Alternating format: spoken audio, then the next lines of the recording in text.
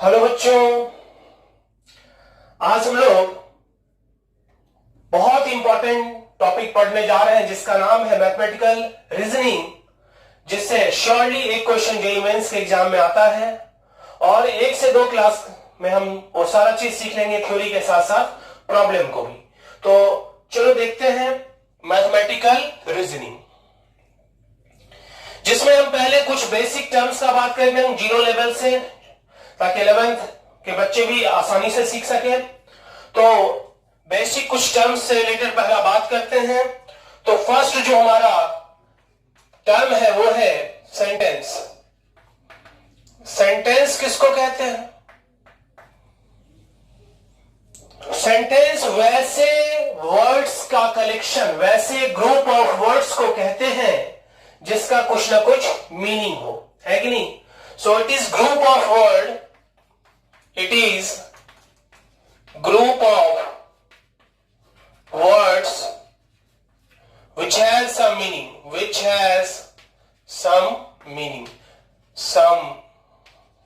meaning, वैसे words का collection, वैसे ग्रुप ऑफ वर्ड्स को कहते हैं सेंटेंस जिसका कुछ ना कुछ मीनिंग हो। सेंटेंस के टाइप्स को अगर देखा जाए तो वो होता है 5 तरह का। क्या सब होता है? फर्स्ट इज असर्टिव, दूसरा इंट्रोगेटिव, तीसरा इंपरेटिव, चौथा ऑप्टेटिव और फिफ्थ एक्सक्लामेटरी,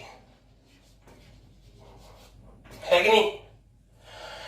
असर्टिव का दूसरा नाम भी है और वो है डिक्लेरेटिव।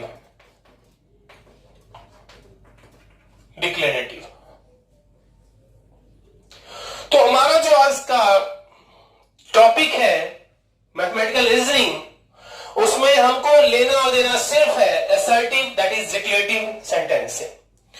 अगला पॉइंट जो है दैट इज कॉल्ड स्टेटमेंट।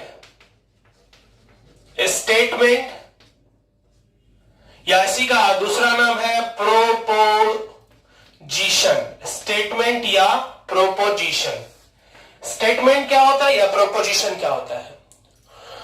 तो वैसा डिक्लेरेटिव सेंटेंस जिसका ट्रू वैल्यू अगर बात करें तो वो या तो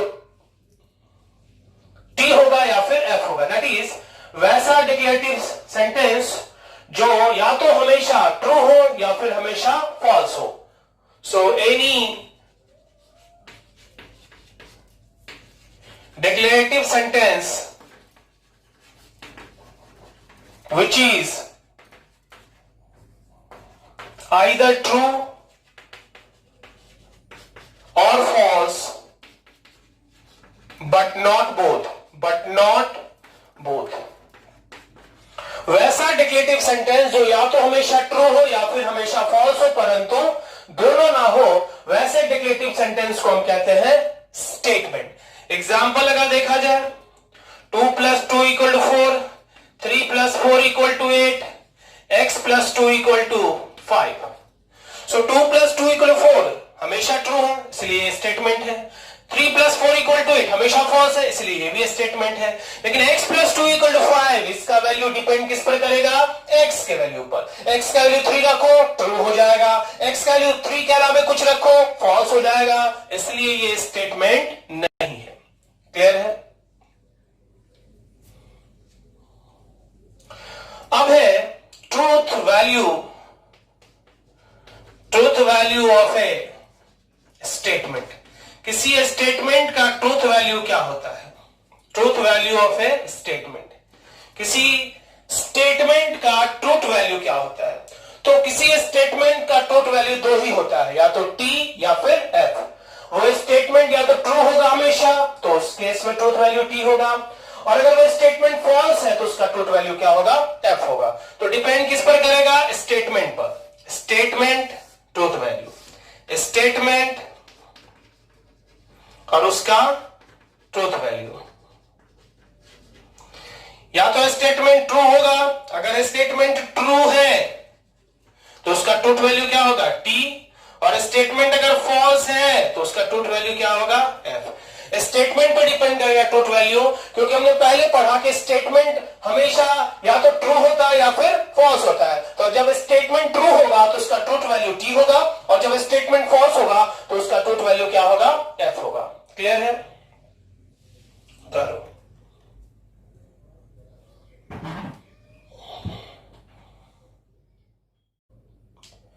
अब हम लोग बात कर रहे हैं ओपन सेंटेंस का। ओपन सेंटेंस क्या होता है?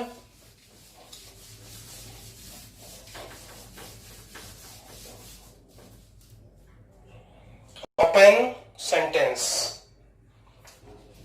ओपन सेंटेंस वैसा डिक्लेरेटिव सेंटेंस जिसमें कम से कम एक वेरिएबल हो, वैसा डिक्लेरेटिव सेंटेंस जिसमें कम से कम एक वेरिएबल हो, और जब कोई पर्टिकुलर वैल्यू उस वेरिएबल को दिया जाए तो वो कन्वर्ट हो जाए स्टेटमेंट में। जैसे x + 2 = कितना 4, ये डिक्लेरेटिव सेंटेंस है, और इसमें जब कोई पर्टिकुलर वैल्यू अगर वेरिएबल को दिया जाए, कोई पर्टिकुलर कोई एक ही देना है, ये नहीं कि 2 दिए सर तो सही हो गया, 3 दिए तो फॉल्स हो गया, तब तो बहुत सारा वैल्यू हो गया। कोई पर्टिकुलर वैल्यू ही हम दे सकते हैं इसमें। जब कोई पर्टिकुलर वैल्यू देंगे तो उस केस में जो बनेगा वो कन्वर्ट हो जाएगा किसमें स्टेटमेंट में, और इसलिए ये वैसा डिक्लेरेटिव सेंटेंस है जो कहलाएगा क्या open sentence. So any declarative sentence short में डीएस लिखते हैं, declarative sentence which contain at least one variable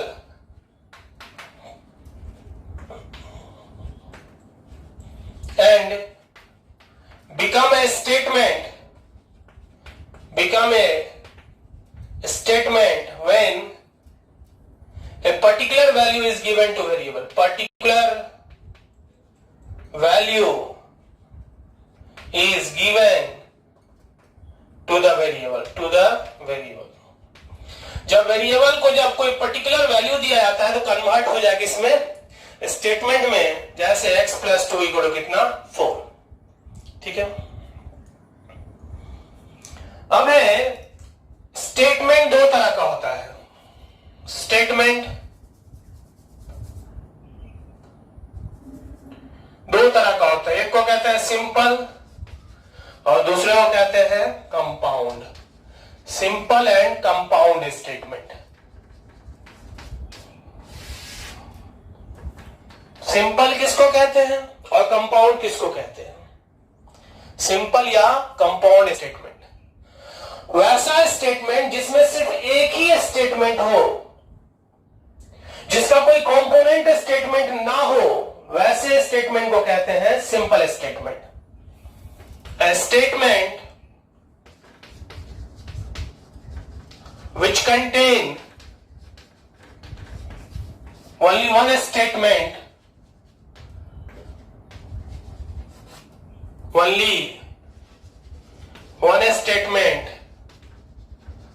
is called simple, otherwise called compound। ठीक है? जैसे 2 + 2 = 5, ये क्या है? सिंपल है। और if x 2 + 2 = 5, then Mumbai is in England। Mumbai is in England,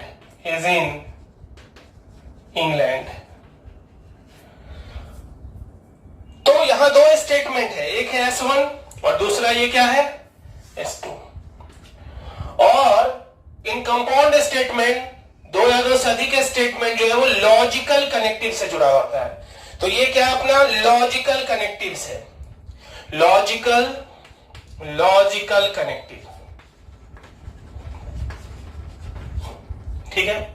so in compound statement two और more statement are connected to each other through logical connectives. Logical connective, if then यहां पर क्या है, logical connectives है, जिसके through ये S1 और S2 दोनों क्या है, कनेक्टेड है। ठीक है। इसके बाद अभी तक जस्ट हम लोग थोड़ा सा कहानी समझ रहे थे, बेसिक टर्म्स को समझ रहे थे। अब जो है वो इंपॉर्टेंट चीज आने वाला है, तो उस पर हम लोग बात करते हैं, और वो है लॉजिकल कनेक्टिव्स। लॉजिकल कनेक्टिव्स, अब ये क्या सब होता है लॉजिकल कनेक्टिव? पहला कंजंक्शन,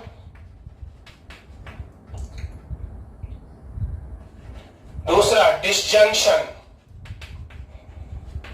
तीसरा कंडीशनल, चौथा बाई कंडीशनल, और पांचवा निगेशन।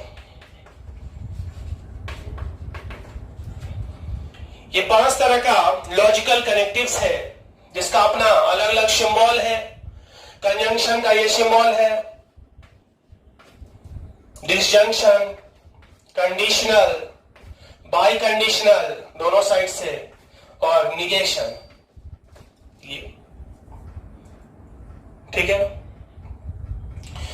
तो इसका क्या, कैसे कंजंक्शन डिसजंक्शन वर्क करता है, उस पर अगर देखें, that is truth table of logical connectives, LC। LC means logical connectives. यहां पहला कंजंक्शन,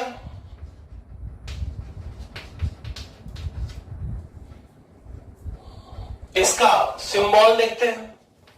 सिंबल पता है, मीनिंग होता है एंड। मीनिंग क्या है, एंड। ट्रूथ टेबल देखते हैं।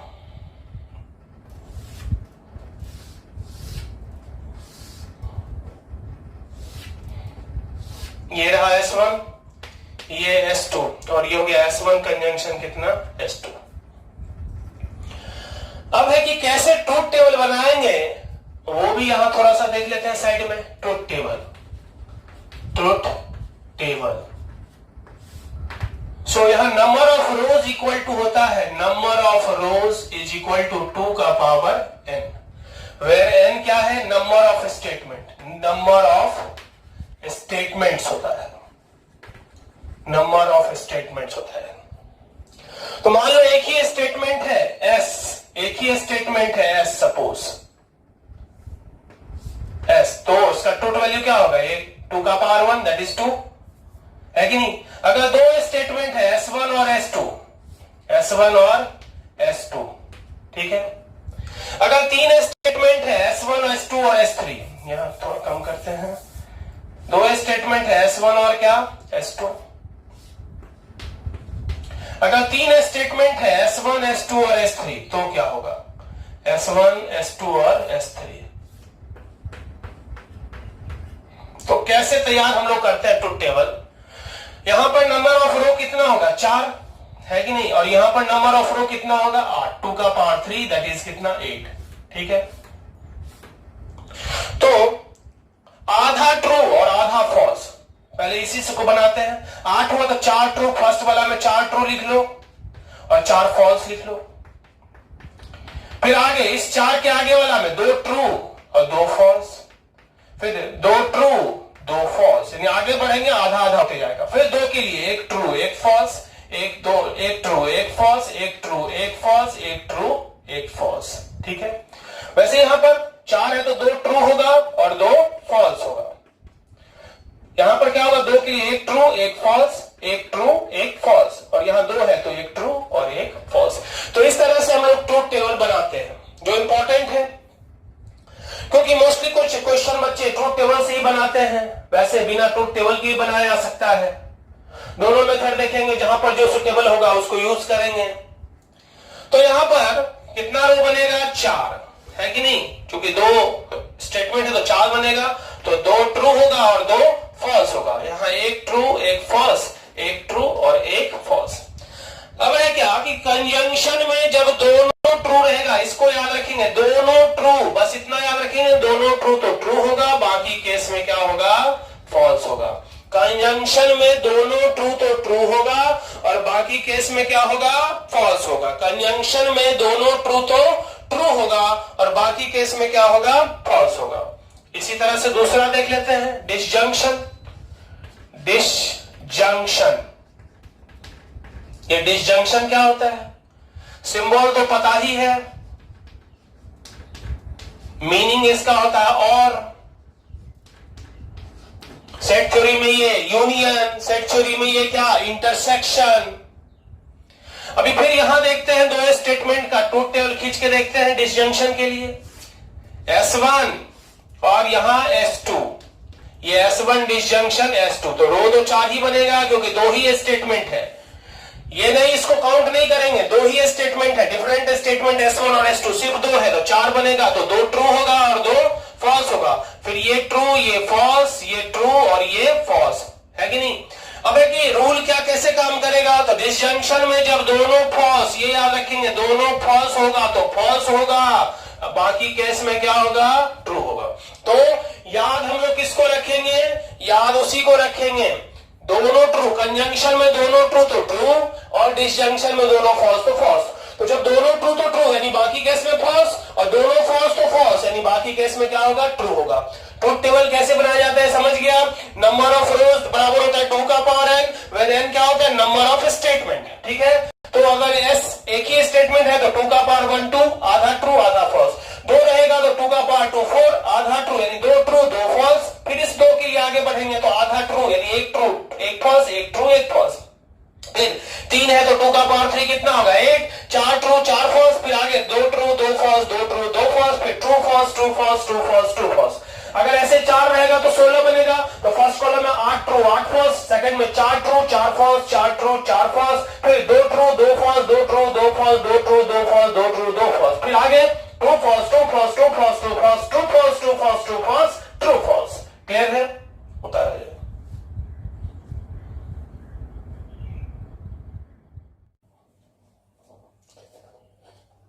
हेलो, अब इसके आगे हम लोग कंजंक्शन डिसजंक्शन का ट्रूथ टेबल देखें। तीसरा कंडीशनल, फिर बाय कंडीशनल और फिर निगेशन का देखते हैं।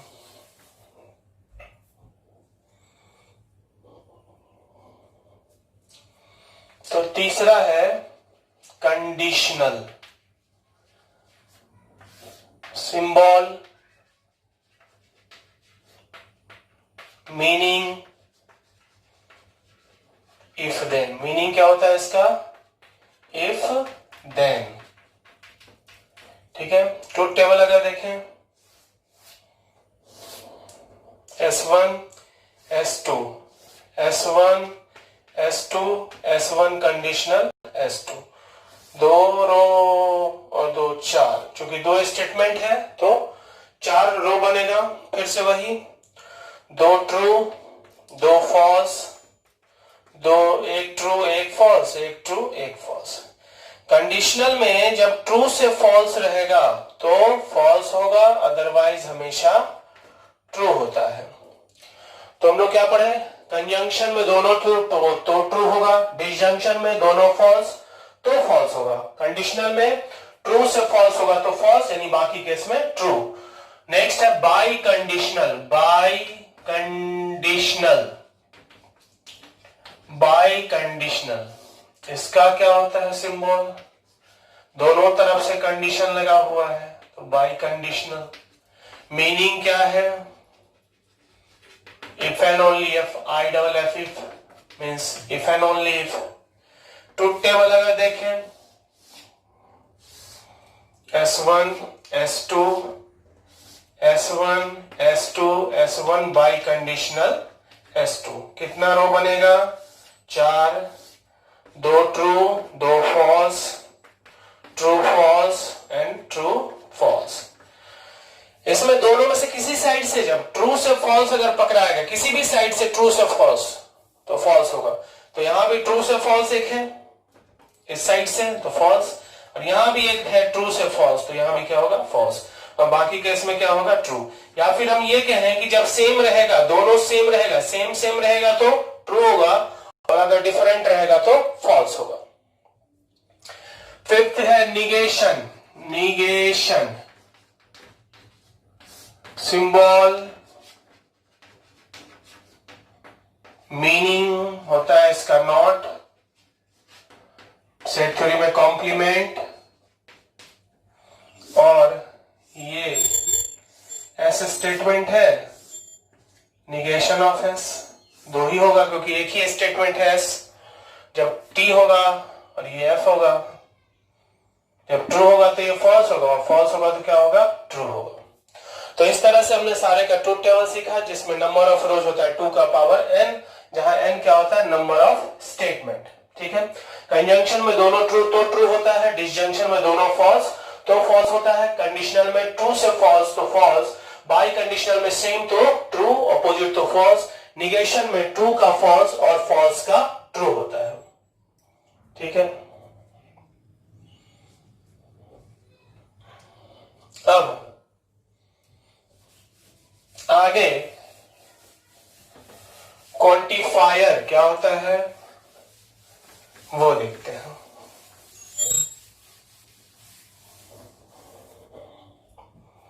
क्वांटिफायर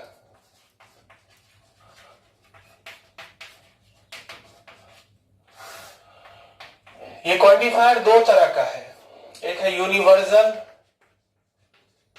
और दूसरा है एग्जिस्टेंशियल। एग्जिस्टेंशियल इस सबका अपना अपना सिंबल है। सिंबल ये, इसका सिंबल ये, मीनिंग तो यूनिवर्सल सिंबल का मीनिंग होता है फॉर ऑल, और इसका होता है देयर एग्जिस्ट। ठीक है। जैसे for all x square greater than equal to कितना 0 and there exist x such that x plus 2 बराबर कितना 4। बहुत बार हम लोग ये मैथमेटिक्स में यूज करते हैं। फॉर ऑल एक्स के हर एक वैल्यू के लिए x square greater than equal to कितना 0 and for all x there exist x such that x plus 2 equal to 4। So for all x belongs to r लगा दो, for all x belongs to r। x के हर एक real values के लिए x square greater than equal to क्या होगा 0 होगा। अब है क्वांटिफाइड स्टेटमेंट। क्वांटिफाइड स्टेटमेंट, ये क्वांटिफाइड स्टेटमेंट क्या होता है?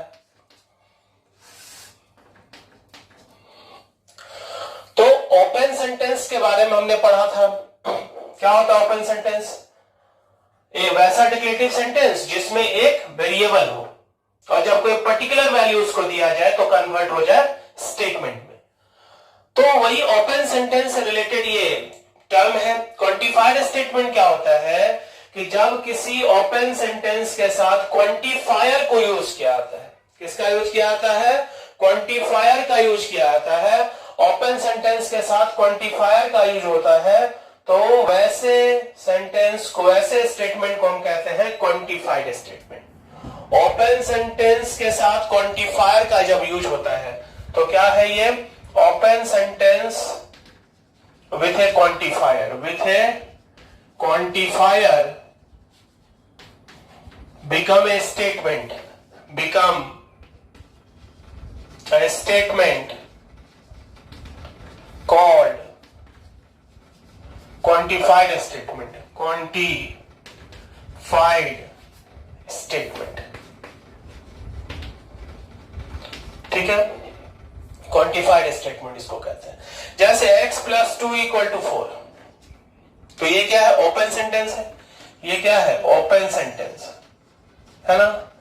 अब हम क्या रहे हैं? For all x plus 2 equal to 4, जो कि गलत हो गया। हम क्या रहे हैं? x के हर एक वैल्यू के लिए x प्लस 2 4 के बराबर होगा, तो ये अब तो गलत हो गया ना। तो गलत हो गया तो अब ये क्या हो गया? स्टेटमेंट। और चूंकि स्टेटमेंट कैसा? क्वांटिफायर के साथ लगा हुआ है, इसीलिए स्टेटमेंट में कन्वर्ट हो गया, इसीलिए इसका नाम है क्वांटिफाइड स्टेटमेंट। या there exist x such that x plus 2 equal to 4, है ना। तो अब ये क्या हो गया, ट्रू हो गया। हम कह रहे हैं कि x का एक ऐसा वैल्यू होगा जिसके लिए x प्लस 2 कितना के बराबर होगा, 4 के बराबर है। तो ये तो बात सही है, x की जगह पर हम 2 रखेंगे तो ये 4 होगा, तो सही हो गया। तो इसलिए अब ये भी बन गया क्या, स्टेटमेंट बन गया। पहले ओपन सेंटेंस था, लेकिन उसमें जैसे ही क्वांटिफायर यूज किया स्टेटमेंट बन गया, और चूंकि स्टेटमेंट बना तो ओपन सेंटेंस के साथ जो क्वांटिफायर को यूज करते हुए स्टेटमेंट बनता है उसी को कहते हैं हम लोग क्वांटिफाइड स्टेटमेंट। क्लियर है?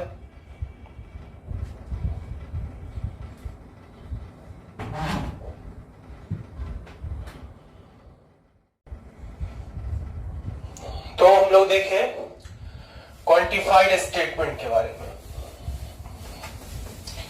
हम लोग जितना भी कनेक्टिव्स हमने पढ़ा, या फिर ये समझो कंपाउंड स्टेटमेंट या अभी क्वांटिफाइड स्टेटमेंट हमने पढ़ा, उसका निगेशन क्या होगा।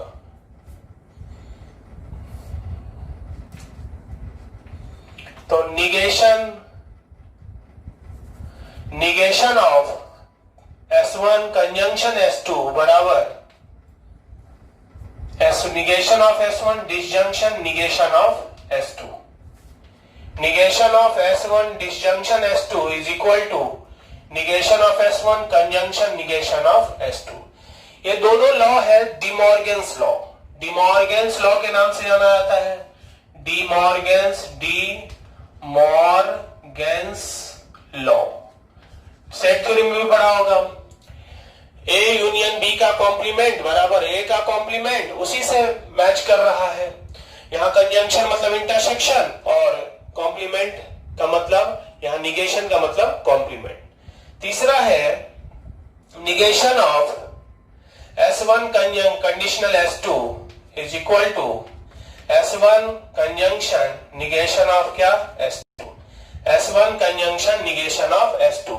तो यहां से हम लोग लिख रहे हैं बहुत इंपॉर्टेंट पॉइंट जिसका यूज हम लोग को होने वाला है, बहुत ही इंपॉर्टेंट पॉइंट है वो। तो उसको लिखते हैं, वो ये कि निगेटिव से मल्टीप्लाई कर देते हैं दोनों में, तो क्या हो जाएगा, ये निगेशन यहां से हट जाएगा।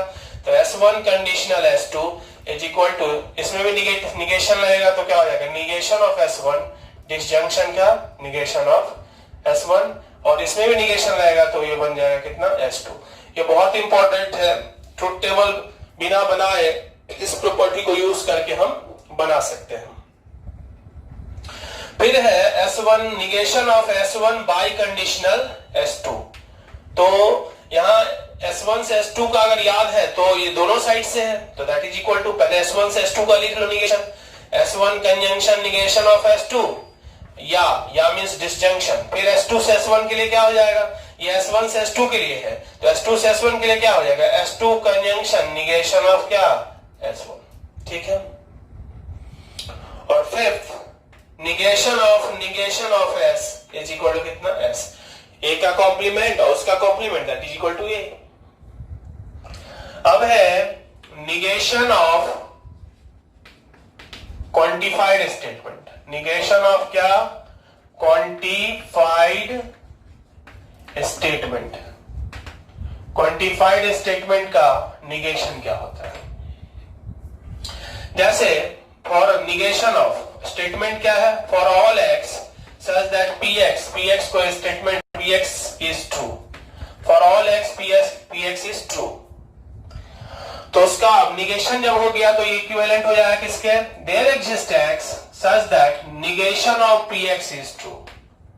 Negation of px is true means for all convert हो जाएगा देयर एग्जिस्ट में, और px स्टेटमेंट कन्वर्ट हो जाएगा निगेशन ऑफ px में। वैसे ही negation of there exist x such that px is true is equivalent to for all x such that negation of px is true. तो यहां पर क्या हो रहा है, देयर फॉर ऑल बदल रहा है किसमें, निगेशन में, देयर एग्जिस्ट में, और px कन्वर्ट हो रहा है किसमें, निगेशन ऑफ px में। तो ये हो गया क्वांटिफाइड स्टेटमेंट के निगेशन का रूल, कि फॉर ऑल और देयर एग्जिस्ट आपस में इंटरचेंज कर जाएगा, और जो px ओपन सेंटेंस है वो कन्वर्ट हो जाएगा किसमें, निगेशन ऑफ px में। ठीक है।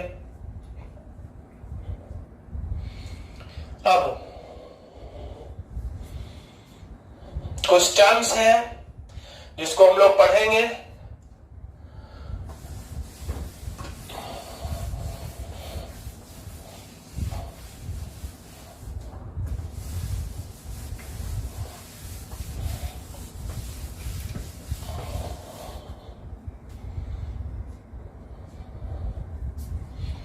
ये है टॉटोलॉजी। क्या होता है टॉटोलॉजी? टॉटोलॉजी वैसा स्टेटमेंट होता है जो हमेशा हर एक वैल्यू हर एक सिचुएशन में ट्रू हो, which is always true, which is always true, जो हमेशा ट्रू हो। कॉन्ट्राडिक्शन क्या होता है? कॉन्ट्राडिक्शन वो होता है जो हमेशा फॉल्स हो, which is always false. Next है contingency। ये क्या होता है? जो ना तो हमेशा ट्रू हो ना ही फॉल्स, दैट इज ना तो टॉटोलॉजी हो ना ही कॉन्ट्राडिक्शन हो, which is neither a tautology, neither a tautology nor a contradiction, ठीक है। नेक्स्ट है converse of P conditional Q, inverse of P conditional Q और contrapositive of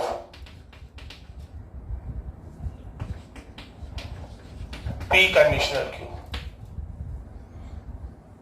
converse of P conditional Q होता है Q conditional P, inverse of P conditional Q होता है negation of P conditional negation of Q, और contrapositive of P conditional Q होता है negation of Q conditional negation of P।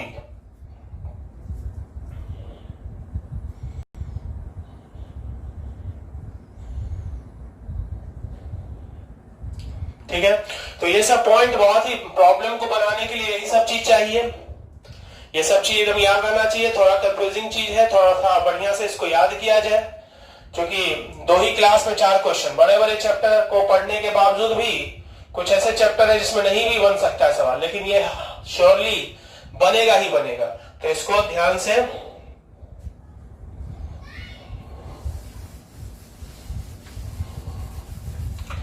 Last one is joint Daniel. Symbol है ये, meaning है neither nor.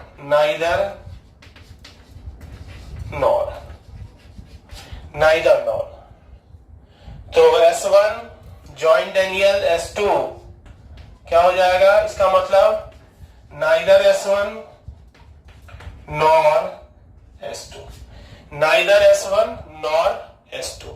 तो इस तरह से हम लोग पहला जो क्लास है वो फिनिश किए, और इसको देख के आना है। अगले क्लास में हम लोग इससे रिलेटेड क्वेश्चन पढ़ेंगे। और बस अगर ये जिसको याद है, स्पेशली ट्रूथ टेबल में क्या होता है, कंजंक्शन का रूल क्या है, कब ट्रू होता है, कब फॉल्स होता है, बाकी कुछ टॉपिक्स टर्म्स पढ़े ताकि चैप्टर में थोड़ा इंटरेस्ट बने। तो कुछ थ्योरेटिकली टर्म्स को हमने समझा। उसके अलावा ये सब जो चीज अभी पढ़े हैं वो डिमॉर्गन्स लॉ हो गया वो, और जो हमने वो इंपॉर्टेंट पढ़ाया, क्या बताया, PS1 कंडीशनल S2 का दैट इज इक्वल टू क्या, negation of P disjunction, negation of S1 disjunction कितना, S2। ये बहुत ही इंपॉर्टेंट है, डिमॉर्गन्स लॉ हो गया। उसके अलावा